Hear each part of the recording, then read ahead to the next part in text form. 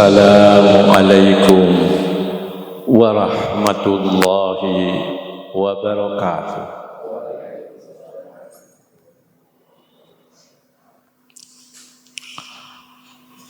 Alhamdulillah nahmaduhu wa nasta'inuhu wa nastaghfiruh wa na'udzu billahi min syururi anfusina wa sayyiati a'malina.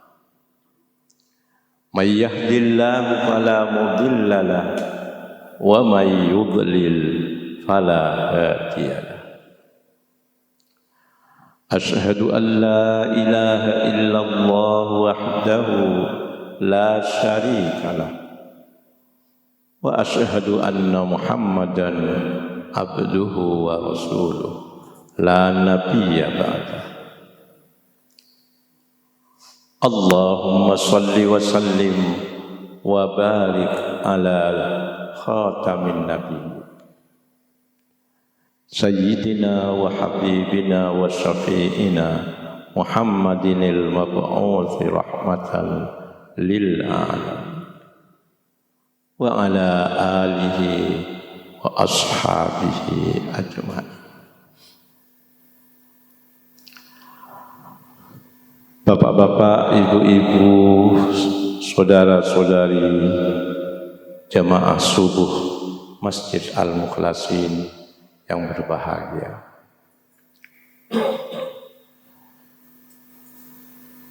Menjelang pemilu tahun 2024 tahun depan,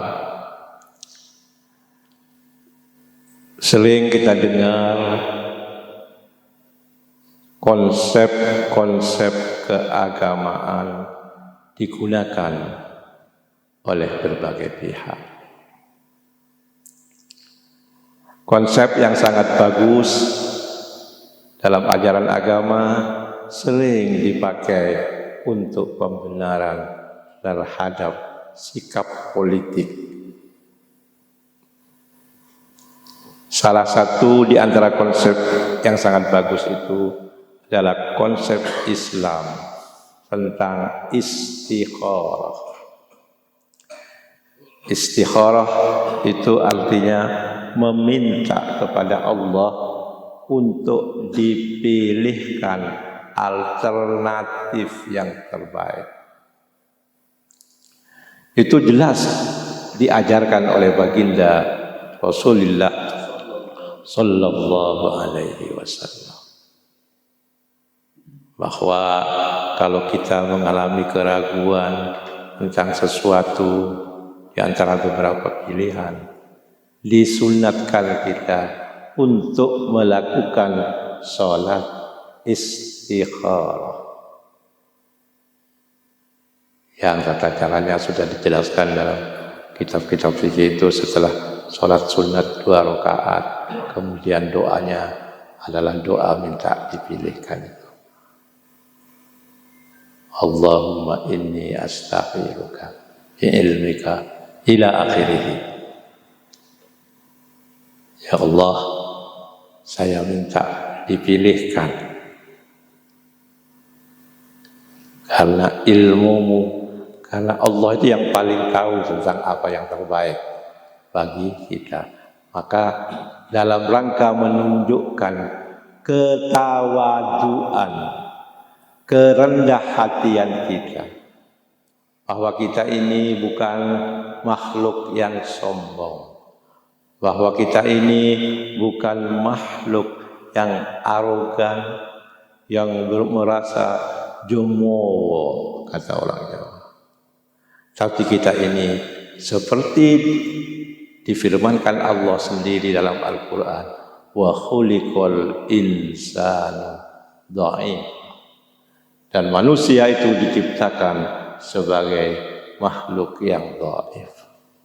Maka kita dengan kerendahan hati perlu bantuan.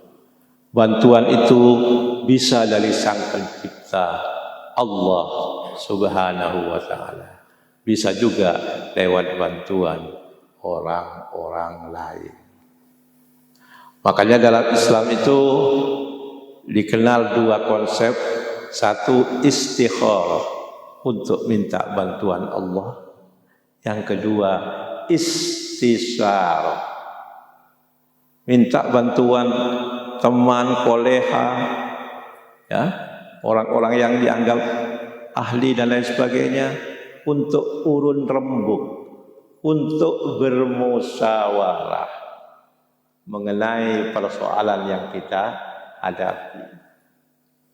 Ada ungkapan yang sangat terkenal yang sering disebut sebagai hadis Nabi Muhammad sallallahu alaihi wasallam.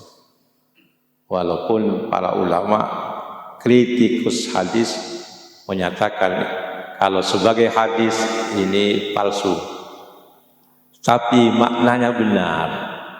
Tapi jangan dinisbatkan sebagai hadis Nabi sallallahu alaihi wasallam. Karena Nabi tidak menyatakan seperti itu. Ini kadang-kadang kita sering lupa. Seakan-akan kalau kata-kata itu, kata-kata mutiara yang bagus dinisbatkan kepada Nabi, tidak apa-apa. Perlu kita jelaskan bahwa tidak semua kata-kata mutiara yang baik itu harus berasal dari Nabi Muhammad sallallahu alaihi wasallam. Bisa jadi itu kata-kata pujangga, bisa jadi itu kata-kata para bijak bestari, para hukama, bukan kata-kata Nabi. Dan kalau kita nisbatkan, kita hubungkan kata-kata, setiap kata yang baik itu kepada Nabi, padahal Nabi tidak mengatakan, maka kata para ulama hadis berlaku ketentuan hadis Nabi sallallahu alaihi wasallam. Man kadzaba alayya muta'ammidan falyatabawwa maq'adahu minan nar. Barang siapa berdusta atas nama aku tidak mengatakan tapi dikatakan itu hadis Nabi, kata Nabi, sabda Nabi, maka bersiap-siaplah untuk menempati tempat duduknya di neraka. Na'udzubillahi min dzalik. Ada ungkapan yang saya katakan sangat terkenal dalam masyarakat kita, yakni ma khaba man istakha wala nadima man istasha. Tidak akan gagal orang yang melakukan istikharah, dan tidak akan menyesal orang yang melakukan istisyarah, melakukan permusyawaratan, rembukan. Orang yang memutuskan sesuatu setelah melalui proses musyawarah, lalu kemudian diambil keputusan, apalagi kalau musyawarah itu menelurkan kemufakatan, tidak atas dasar voting, ya, tidak atas dasar pemungutan suara, tapi mufakat, musyawarah untuk mufakat, orang itu tidak akan pernah menyesal, ya. Karena umpamanya keputusan itu salah, itu kesalahan sudah dibicarakan bersama. Jadi ke dalam hadis itu dikatakan ma khaba man istakhara wala nadima man istasar. Tidak akan gagal orang yang istikharah. Tentunya tidak sembarang istikharah. Istikharah yang benar pasti menghasilkan keputusan yang benar. Karena dari hasil istikharah itu kita akan mendapatkan jawaban dari Allah bahwa yang baik itu A atau B atau C atau D. Ya. Karena Allah yang Maha tahu. pasti Allah ya kalau sudah memberikan jawaban lewat istikharah itu.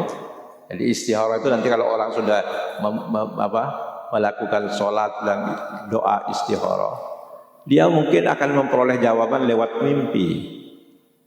Setelah itu tidur, terus kemudian muncul mimpi yang mengarah kepada salah satu di antara alternatif pilihan tadi. Atau tidak lewat mimpi, lewat kecenderungan hatinya yang begitu kuat. Setelah sholat istikharah itu, setelah berdoa dengan mantap, dia memperoleh kemantapan hatinya. Hatinya merasa plong. Oh, itu yang harus saya pilih.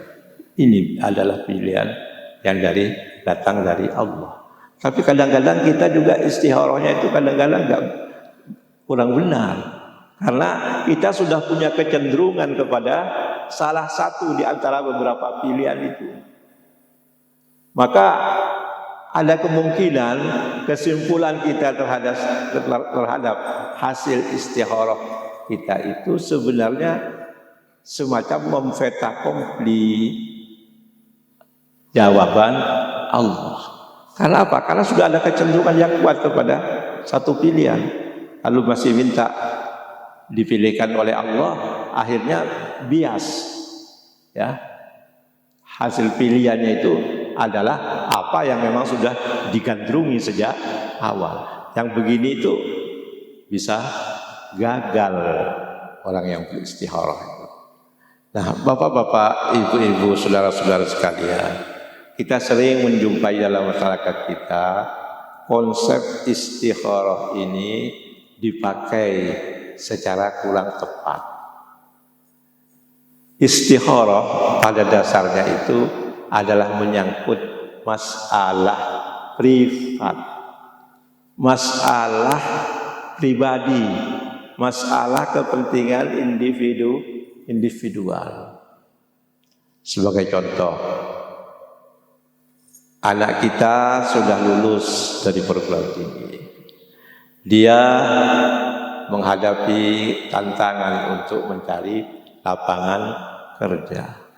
Dia melamar ke beberapa instansi, ke beberapa lembaga, baik lembaga pemerintah maupun swasta. Alhamdulillah semuanya diterima misalnya. Maka dia bingung mana di antara pilihan-pilihan itu yang harus dia ambil. Kayak begini ini perlu dilakukan istikharah. Anak saya menerima lamaran, putri saya menerima lamaran dari beberapa laki-laki yang semua ini nampaknya baik-baik semua. Kita ragu-ragu, kita bimbang.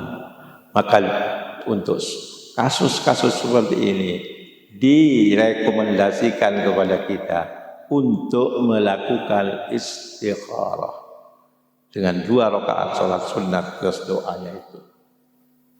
Jadi untuk masalah-masalah privat pada dasarnya.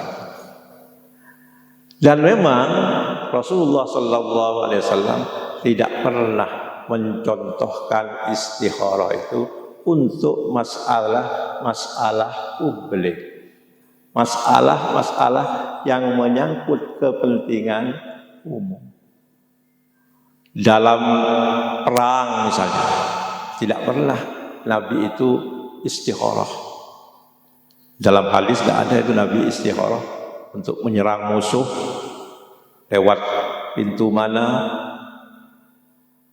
lewat daerah mana, tidak.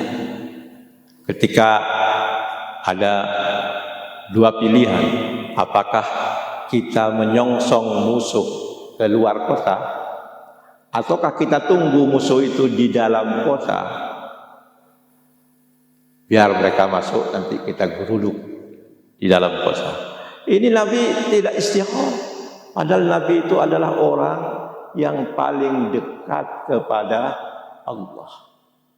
Tidak ada manusia yang sedekat Nabi kepada Allah Subhanahu wa ta'ala. Itu ditegaskan sendiri oleh baginda Rasulullah Muhammad sallallahu alaihi wasallam. Ama wallahi inni la akhsyakum lillahi wa atqakum lahu. Ama wallahi, ingat, demi Allah, aku ini adalah orang yang paling khasyah, paling takut kepada Allah, ya, dan paling takwa kepadanya. Itu hadis diucapkan Nabi ketika mengoreksi keinginan 3 orang sahabat. Yang satu ingin puasa terus menerus, tidak berbuka-buka. Yang satu ingin sholat malam terus menerus, tidak mau tidur. Dan yang satu ingin menjauhi lain jenis, dalam hal ini perempuan. Ya. Ana a'tazilun nisa fala atazawwaju abadan, sehingga aku tidak akan menikah selama-lamanya. Dalam membantah, ya, mengoreksi keinginan 3 orang sahabat tadi, Nabi mengatakan, ama wallahi, ingat, awas, ingat, demi Allah, inni la akhsyakum lillahi, sesungguhnya aku ini adalah orang yang paling khasyah, paling takut kepada Allah, wa atqakum lahu, dan aku adalah orang yang paling takwa kepadanya dibandingkan kalian-kalian. Walakinni asumu wa uftiru, tapi kendati saya ini orang yang paling khasyah, paling takut, paling takwa kepada Allah, tapi saya ini asumu wa uftiru, puasa tapi juga berbuka, tidak puasa terus menerus. Paling bantal puasa Daud, sehari puasa, sehari buka, Senin Kemis, ya, 3 hari ada Ayyamul Bid, hari-hari putih. Tanggal berapa itu? 13, 14, 15 bulan Qamariyah. Saya ini orang yang paling takut, paling takwa kepada Allah. Tapi saya berpuasa, tapi juga berbuka. Wa usolli wa alqudu, saya sholat tapi juga saya tidur nyenyak. Wa atazawwajun nisa, dan last but not least, saya menikah dengan beberapa orang istri. Lalu dikatakanlah, faman raghiba an sunnati falaisa ini. Inilah sunnahku, my way of life. Inilah jalan hidupku. Maka barang siapa yang tidak senang pada jalan hidupku, maka dia berarti bukan golonganku. Nah, Nabi Muhammad sallallahu alaihi wasallam yang sesuai dengan penegasannya sendiri adalah manusia yang paling bertakwa. Mestinya dalam masalah-masalah publik seperti masalah perang, ya, ini mestinya istikharah saja, minta pilihan kepada Allah, apakah menunggu musuh dalam kota atau menyongsong musuh keluar kota. Demikian juga dalam peristiwa-peristiwa lain. Nabi Muhammad sallallahu alaihi wasallam tidak menggunakan konsep istikharah untuk masalah-masalah publik. Ada pencurian, ada kasus pembunuhan, ada kasus penipuan dan lain sebagainya, masalah-masalah pidana. Nabi itu tidak lalu menyuruh sahabatnya istikharah siapa itu pencurinya, siapa itu pembunuhnya. Tidak. Tapi apa? Nabi mengajarkan kepada umatnya ini turukul isbat, cara-cara pembuktian, ya. Kalau dalam perkara pembunuhan, pencurian, itu apa saja alat buktinya. Misalnya Ada dikenal, ada ikrar, pengakuan dari pihak yang melakukan kejahatan. Ada syahadah, ada kesaksian, ada saksi yang melihat langsung, dan lain sebagainya. Ada al-yamin, sumpah. Bersedia disumpah, maka dia bebas dari tuduhan. Nah, hal-hal seperti ini yang diajarkan oleh baginda Rasulullah, yang kemudian dikodifikasikan dalam kitab-kitab fikih mengenai al-qadha, mengenai penyelesaian perkara di pengadilan. Itu yang diajarkan Nabi. Tidak ada mencari maling dengan lewat istikharah, mencari pembunuh lewat istikharah, termasuk memilih pemimpin lewat istikharah. Kalau memilih pemimpin itu bisa dengan istikharah, apa yang saya ceritakan pada kajian yang lalu tidak mungkin terjadi. Apa itu? Yakni ketika baginda Rasulullah Muhammad SAW baru saja meninggalkan dunia yang fana ini, para sahabat Nabi itu sibuk memikirkan kekosongan kepemimpinan yang akan terjadi. Siapa yang akan menggantikan Nabi sebagai pemimpin umat, bukan sebagai Nabi dan Rasul? Karena Nabi dan Rasul tidak bisa digantikan. Apalagi Muhammad SAW sudah ditegaskan sebagai khatamun nabiyyin, khatamul anbiya wal mursalin, penutup para nabi dan rasul. Nah, para sahabat ini sibuk membicarakan suksesi kepemimpinan. Siapa nanti yang akan memimpin umat Islam ini sepeninggal Rasulullah Muhammad sallallahu alaihi wasallam? Kalau istikharah bisa menyelesaikan masalah suksesi kepemimpinan, mestinya para sahabat sebagai orang yang paling dekat dengan Rasulullah, dan Rasulullah sendiri mengatakan khairul quruni qarni tsummal ladzina yalunahu tsummal ladzina.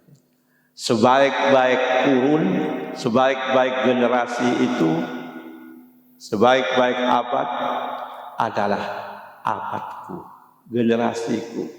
Generasi Nabi itu adalah generasi beliau bersama para sahabatnya. Kemudian baru generasi berikutnya, yakni generasi tabi'in, seterusnya.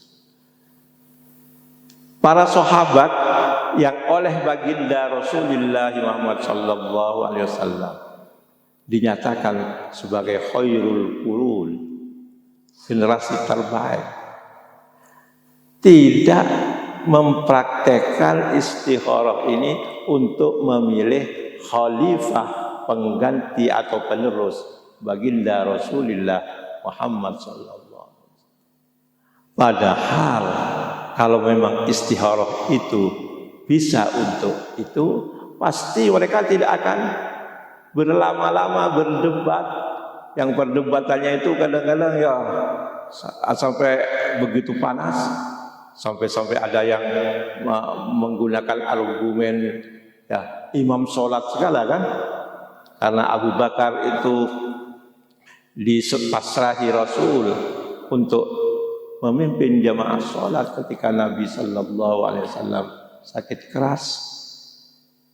Maka kata Sayyidina Umar, Abu Bakar sangat layak untuk dijadikan khalifah, pengganti penerus baginda Rasulullah sallallahu alaihi wasallam, dengan kalimat-kalimatnya yang monumental itu. Radiyahu Rasulullah sallallahu alaihi wasallam lidinina afala nardahu lidunya. Rasulullah saja meridhai Abu Bakar untuk mengurusi agama kita. Masa kita tidak ridho pada Abu Bakar untuk mengurusi dunia kita? Itu yang terjadi di Sakifah Bani Sa'idah, suatu tempat terjadinya permusyawaratan. Itu menandakan bahwa memang masalah-masalah publik itu tidak bisa diistikharahkan. Melainkan apa? Melainkan diistisyarahkan, dimusyawarahkan. Dan itu jelas terpampang dalam Al-Quran, surat Asy-Syura, ketika menyebut sifat-sifat orang beriman, yakni wa amruhum syura bainah. Urusan mereka adalah dimusyawarahkan di antara mereka, tidak diistikharahkan. Kalau bapak ibu nanti mengalami keraguan dalam pemilu, untuk pribadi bapak tidak apa-apa istikharah. Ya, untuk bapak-bapak, ibu-ibu istikharah, memilih partai ini, partai itu, pasangan ini, pasangan itu, nggak apa-apa istikharah. Tapi untuk pribadi, jangan disebarluaskan ke publik. Ini yang sering terjadi. Tahun kemarin, tahun 2019, ada hasil istikharah dari seorang ulama di Jawa Timur, di Madura itu. Ketika mengistikharahkan pasangan A, muncul ayat-ayat yang mesra. Tapi begitu mengistikharahkan nama B, yang muncul ayat-ayat yang menyeramkan, diviralkan di medsos. Ternyata apa? Ternyata yang dia katakan jelek sekali ayat yang keluar menang. Sebaliknya yang katanya ayat yang bagus sekali itu ternyata kalah. Dan ternyata setelah itu tidak ada salah benar. Karena apa? Karena kedua-duanya sudah saling rangkulan. Ya, dua-duanya sudah saling rangkulan, cium-ciuman. Ya, makan bersama, jalan bersama. Oh, tapi yang di bawah ini yang jadi korban. Yang di bawah ini tetap sampai sekarang masih petentang-petenteng. Di media sosial, jujur saja, bekas-bekas luka, ya, persaingan tahun 2019 itu masih tersisa sampai sekarang. Ya enggak? Masih. Sementara yang di atas sudah begitu mesranya. Apa kita ini tidak merasa dikibulin? Hah? Bapak Ibu, apa kita tidak merasa dikibulin oleh politisi-politisi itu? Ya, sampai-sampai membawa konsep keagamaan yang bagus, ya, konsep keagamaan yang bagus, istikharah, istisyarah. Dalam Islam untuk masalah publik itu tidak melalui istikharah, tapi melalui istisyarah. Ayatnya jelas, wa amruhum syura bainahum. Ayat lain mengatakan fabima rahmatin minallahi linta lahum walau kunta faddan ghalidhal qalbi lam faddu min hawlik fa'fu anhum wastaghfir lahum wasyawirhum fil amr. Maka hanya disebabkan karena rahmat yang sangat besar, kasih sayang yang sangat besar dari Allah kepadamu Muhammad. Fabima rahmatin minallah lintalahum, engkau bersikap lunak terhadap mereka, terhadap para sahabat, terhadap pasukan Islam yang telah melakukan pelanggaran dari apa yang dipesankan Nabi. Ini ceritanya perang Uhud, ya. Perang Uhud itu pasukan Islam itu tadinya sudah memenangkan pertempuran. Ya. Nabi berpesan kepada pasukan khusus pemanah yang dalam bahasa Arabnya pasukan rumat. Rumat itu jamak dari ramin, ya, pelempar panah, supaya tetap standby di atas bukit Uhud. Ya, biarkan pertempuran terjadi di bawah, yang dari atas bukit nanti tinggal memanah musuh dari atas. Tiba-tiba kemenangan yang di bawah itu menyebabkan kocar-kacirnya orang musuh, sehingga bawaan mereka, harta yang dibawa mereka itu menjadi harta rampasan perang yang diperebutkan oleh pasukan muslim yang dibawa. Melihat hal itu, pasukan-pasukan yang ada di atas bukit yang tadi jadi pesan supaya tetap standby di bukit, turun ingin berebut harta rampasan perang. Maka terjadilah ya semacam musibah kepada umat Islam ketika perang Uhud itu. Nah, ayat ini mengomentari itu. Hanya karena kamu mendapatkan rahmat kasih sayang dari Allah yang begitu besar, Muhammad, lintalahu, kamu bertindak lunak terhadap mereka. Andai kata kamu bertindak kasar dan keras hati, lam faddu min haul, niscaya mereka akan menjauh darimu, keluar dari barisanmu kalau kamu bertindak kasar atau keras. Fa'fu anhum, maka maafkanlah, wastaghfir lahum, dan mintakanlah ampunan untuk mereka. Fa'fu anhum wastaghfir lahum wasyawirhum fil amr, dan bermusyawarahlah, lakukanlah istisyarah dengan mereka fil amri, dalam urusan itu. Kata ahli tafsir, fil amri, al amri ini ya bentuknya adalah bentuk isim ma'rifat, isim yang sudah untuk sesuatu yang sudah dikenal. Jadi fil amri itu dalam urusan itu, bukan dalam urusan saja, tapi dalam urusan itu, urusan yang sudah diketahui itu. Urusan apa? Ya urusan perang dan urusan-urusan yang bersifat publik. Jadi fil amri, kata para ahli tafsir antara lain dalam Al-Manar dikatakan fil amri adalah fil amril am, dalam urusan yang bersifat umum. Sebab kalau dalam urusan umum ini diistiharahkan, Pak ya, musyawarah tidak jalan. Ya enggak? Musyawarah tidak akan jalan. Alasannya karena ini hasil istikharah saya atau hasil istikharah tokoh A, tokoh B, ini begini. Ini kan memfeta kompli seakan-akannya. Ini sudah keputusan dari Allah, ini jangan dibantah.